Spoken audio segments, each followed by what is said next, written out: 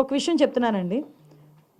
పిన్నెల్లి ఆయన మీద ఒక హత్యాయత్నం, ఈవీఎం బాక్సులు బదలగొట్టారన్న ఒకటి, ఇవన్నీ కూడా రికార్డెడ్గా దొరికినాయి. రికార్డెడ్గా దొరికిన తర్వాత అరెస్ట్ ప్రక్రియ అనేది ఎలా జరిగిందో మనందరికీ కూడా తెలుసు.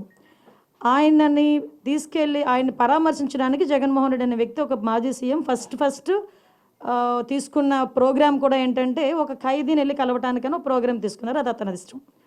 అది కూడా ఏంటి, ఒక 25 లక్షల రూపాయలు ఖర్చు పెట్టుకొని అక్కడికి వెళ్ళి ఒక హెలికాప్టర్లో వెళ్ళారు. ఒక డబ్బున్నవాడు వెళ్ళాడు, తీసుకొని పెట్టుకున్నాడు. నేను ఇక్కడ ఏమంటానంటే, యాక్చువల్గా పిన్నెల్లి గారికి ఉన్న ములాఖాతులు టైం అయిపోయింది. ఓకే, అయిపోయింది కాబట్టి అయినా కూడా హ్యుమానిటీ గ్రౌండ్స్లో ఒక ఎక్స్ సీఎం రిక్వెస్ట్ చేస్తే పర్మిషన్ ఇచ్చాం. అవునా కదా? ఇంతకుముందు చంద్రబాబు నాయుడు గారిని అక్రమంగా జైల్లో పెట్టినప్పుడు కుటుంబ సభ్యులకి 3వ ములాఖాత్ ఇవ్వాలంటే ఇచ్చేవారు కాదు. కానీ ఈరోజు మేము ఏం చేసాము, అతని రిక్వెస్ట్ అంటే అతనికి పర్మిషన్ లేదన్న సంగతి కూడా తెలుసుకున్న తర్వాత కూడా అతను రెడీ అయ్యారంటే అక్కడ గలాటా సృష్టించడానిక? మేము యాజ్ పర్ రూల్కి పైకి వచ్చి హ్యుమానిటీ బేసిస్ మీద ఇచ్చాం. కోర్స్ ఈరోజు మేము చాలామంది చెప్తున్నారు దండోపదండాలకు వెళ్తున్నారు, అలాగే వెళ్తున్నారు, ఇలాగ వెళ్తున్నారని. నేను ఒకసారి ప్రెసిడెన్స్ ఐజీ గారితో కూడా మాట్లాడినా, అసలు ఎంతమంది ములాఖాతులు వెళ్తున్నాయి, యాజ్ పర్ రూల్ ఎలా వెళ్తున్నాయి, మేము అన్నీ కూడా మాట్లాడుకుంటున్నాం. ఆయన బయటకు వచ్చి ఈరోజు బయటకు వచ్చి అక్రమంగా అరెస్టులు చేశారు. అక్రమంగా ఏం సీసీ ఫుటేజ్ చూసిన వాళ్ళు ఎవరైనా అక్రమ కోర్టు ఇచ్చిందండి అతను అరెస్ట్ చేయమని? దేని మీద బెయిల్ వచ్చిందని ఇప్పుడు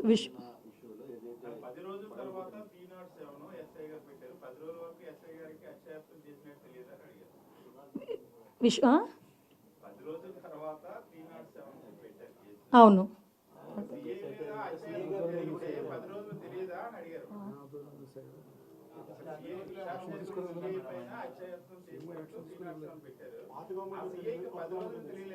అదేనండి. పాత గవర్నమెంట్ పెట్టనివ్వలేదు, కొత్త గవర్నమెంట్ వచ్చిన తర్వాత పెట్టారు. ఎలక్షన్ కమిషన్ అన్న అసలు భలే మాట్లాడతారండి సతీష్ గారు మీరు.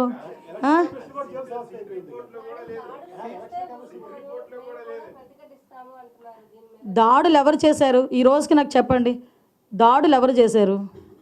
దాడులు చేసినట్టు ఎక్కడైనా రికార్డెడ్గా ఉన్నాయా? ఎవరైనా కంప్లైంట్ ఇచ్చారా? ఏదైనా త్రూ రూల్ ప్రకారం చేస్తున్నాము. రూల్ ప్రకారం చేసేటప్పుడు దాన్ని కూడా దాడుల కింద మాట్లాడుకోవాలనుకుంటే మరి గత 5 సంవత్సరాలు చేసింది ఏమనుకోవాలి మేము? గత 5 సంవత్సరాలు చేసింది ఏమనుకోవాలమ్మా? స్టార్ట్ అయిన దగ్గర నుంచి మొదలుపెట్టారు కదా, ప్రజావేదిక కూల్చిన దగ్గర నుంచి మొదలుపెట్టారు కదా.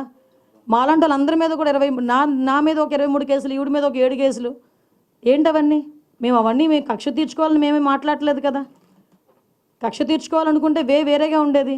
కానీ ఈ రోజుకి కూడా మేము పబ్లిక్ చెప్తున్నాం, చూపిస్తున్నాం, ఇది ఇలా జరుగుతుంది అని చూపిస్తున్నాం. దానికి ప్రతీకార దాడులు ఎక్కడ జరిగినాయండి? ప్రతీకార దాడులు అంటే రెచ్చగొడుతున్నారా ఈరోజు వచ్చి?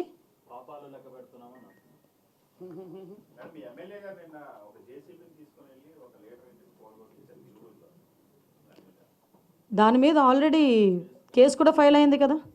మీరు అది అడుగుతున్నారే కానీ పక్కన చంద్రశేఖర్ రెడ్డి అక్కడికి వెళ్ళి మున్సిపల్ ఉద్యోగుల్ని తోసేసిన సంఘటన అడగరు. అదెవరు కేసు పెట్టారు చూడండి ఒకసారి వెళ్ళి. మేము మాట్లాడితే మళ్ళీ కేసు పెట్టారేమో. ఎక్స్ఎమ్మెల్యే నేను ఏమంటానంటే, మీరు క్వశ్చన్ చేసేటప్పుడు కూడా కార్నర్ సెట్ క్వశ్చన్ చేస్తే మేము అంతే కార్నర్గా మేము సమాధానం చెప్తాం. అది నేను ఎగ్జాంపుల్ అండి, best example. As a home minister I have 23 cases, atrocity కేసుతో సైతం. అట్రాసిటీ కేసు నా మీద ఉంది. నేను కడపకి వెళ్ళి కోర్టుకి అటెండ్ అవుతున్నా. డీసీపీ గారు కూడా చెప్తున్నాను నేను, అది ఏదో చూడండి సార్ అని.